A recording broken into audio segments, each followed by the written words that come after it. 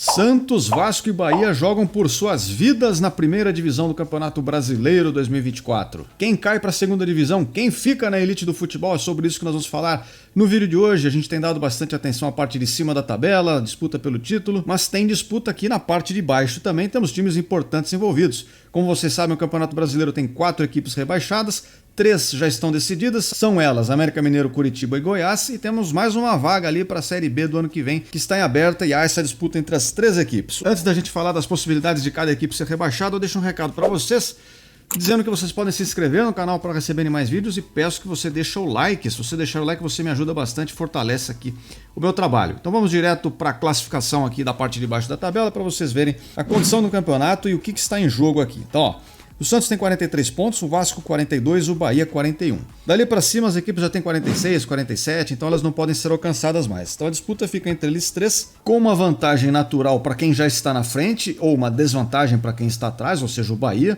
Então se todas as equipes tiverem o mesmíssimo resultado, se todas empatarem, todas vencerem, todas perderem, as posições não se alteram e o Bahia seria o rebaixado, né? Então ele é o único time que precisa de uma combinação de resultados. Se o Bahia só vencer, não garante que ele se salve, porque depende do resultado dos outros dois. Enquanto o Vasco e Santos têm uma condição um pouco mais confortável, porque eles sim, se fizerem a sua parte, já estão garantidos na primeira divisão do ano que vem. Então, para a gente entender quem tem mais chance de vencer, perder, a gente precisa olhar os adversários dessas equipes, né? Vamos começar então por quem está na frente, que é o Santos, e vai enfrentar o Fortaleza, jogando em casa.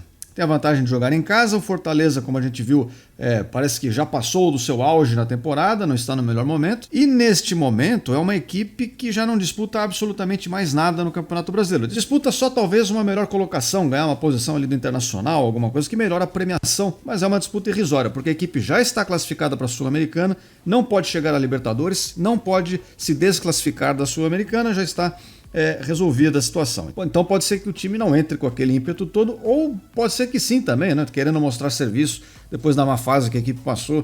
Não tem como prever esse tipo de comportamento ou da postura do time em campo. Mas se a gente for considerar na maioria dos cenários, é uma situação vantajosa você pegar uma equipe que já não quer nada na competição. Então o Santos tem condição de buscar a sua vitória. Vale lembrar que o empate para o Santos, por mais que ele esteja na frente, ainda não garante a equipe na primeira divisão, porque ele iria a 44 pontos, podendo ser alcançado pelo Bahia, e aí ele teria uma vitória a menos. Então, no critério de desempate, o Santos seria rebaixado. O único jeito do Santos garantir 100% a sua permanência é vencendo a partida. Vai ter que fazer o seu dever de casa aí, né? Do contrário, vai depender de outros resultados. A próxima equipe é o Vasco, que vai enfrentar o Red Bull Bragantino, que se encontra na mesmíssima situação do Fortaleza. É uma equipe que para mim foi uma decepção aqui no final do campeonato, a hora que apertou, perdeu o rendimento e deixou de estar na briga que vinha tendo pelo título. E hoje o Bragantino é uma equipe que não pode fazer mais nada também, se não brigar por uma 5ª posição, porque pelos critérios de desempate ele já não pode mais alcançar o Grêmio e ao mesmo tempo ele também não pode ser alcançado por mais ninguém. E já está classificado para a pré-Libertadores do ano seguinte. A situação do Bragantino é essa. Você pode olhar por um lado, então o time vem jogando solto, é uma boa equipe, tem alguns bons jogadores, uma equipe que joga muito para cima, abafa o adversário, então pode dar muito trabalho para o Vasco, é verdade. Mas você também pode olhar por esse outro lado, de que é uma equipe que já resolveu a sua situação, não quer mais nada da vida. Então o Vasco, eu acho que sim, tem condições de vencer a partida, o Vasco também joga em casa, né?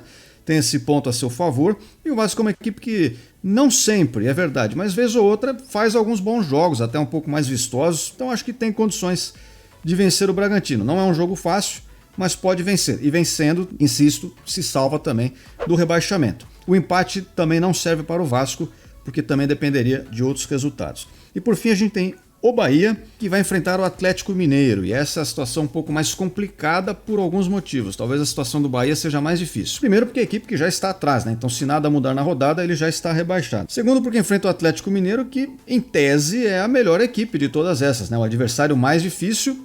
E é um Atlético Mineiro que ainda pode ser campeão brasileiro?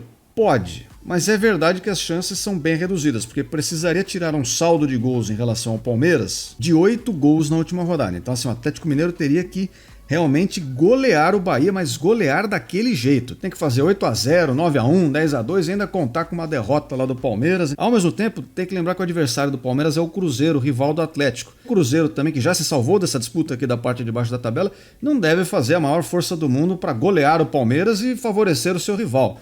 Eu não acho que isso vai acontecer. Tem esses dois lados, né? O Atlético ainda está envolvido na disputa pelo título, é a melhor equipe, é verdade. Mas talvez é uma equipe que já entre em campo sabendo que a missão é realmente muito difícil. E se o Atlético vier para cima com tudo para tentar fazer o máximo possível de gols, aí o Bahia vai ter um daqueles jogos frenéticos, porque vai gerar muito espaço, vai ser uma partida completamente aberta, né? Só prevendo um cenário possível, não quer dizer que isso vai acontecer. Enfim, dessas três equipes, não há um confronto direto entre eles, o que seria muito emocionante, mas todos eles vão pegar outros times que praticamente já têm a vida resolvida no campeonato. Individualmente, cada um deles pode ter uma postura diante disso. Alguns times podem querer mostrar mais serviço, outros podem estar já acomodados e a gente não consegue prever exatamente quem é que fica em cada situação. O que eu diria, assim, em termos de palpite, é que em condições normais, se todas as equipes entrarem com a mesma, digamos, o mesmo comprometimento, o Bahia seria sim o favorito a ser rebaixado nesta rodada do campeonato. Porém, acredito que sim, está em aberto, porque nada impede de ter um empate aqui, um empate ali, aí a equipe que vence passa quem empatou e muda a classificação na última rodada. Mas eu colocaria a princípio o Bahia nessa situação mais desfavorável. Agora, uma coisa também é verdade, se fosse por merecimento, se eu tivesse que elencar pelo desempenho ao longo da temporada, pela qualidade do jogo jogado, eu vou te dizer que esse Campeonato Brasileiro teve bastante gente se esforçando para ser rebaixado. Dos que já caíram, o Goiás é uma equipe que não jogou bem, não tinha condições mesmo, mereceria cair. O Coritiba até fez um jogo ou outro bom, mas era assim, fazer um jogo bom, 3, 4 ruins. Um jogo bom, 3, 4 ruins. Então também merece cair. O América Mineiro, a gente tem até um vídeo aqui no canal, é a equipe que talvez melhor tenha jogado de todas elas, mas tem a questão de defensivamente ter sido muito fraco, muito vulnerável, sofreu uma carambada de gols aí. Então não conseguia resultados. E não tem um elenco tão forte. Fez alguns jogos até de destaque.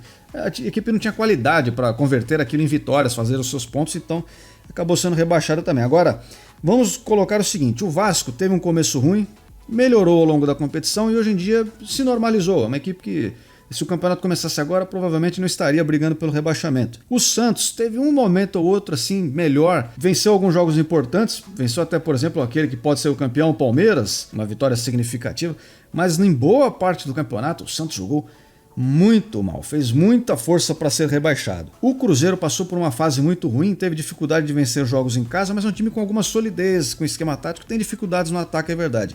E o Corinthians, esse eu também colocaria nesta lista de times que se esforçaram para ser rebaixados. Mas como a gente sabe, só 4 são, né? A gente falou uma lista aqui com mais de 4.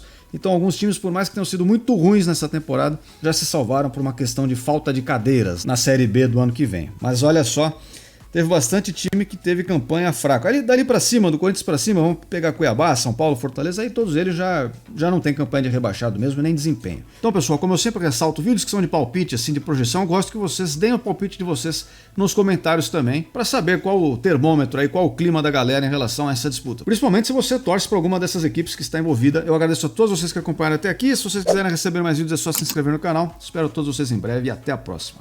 Fui!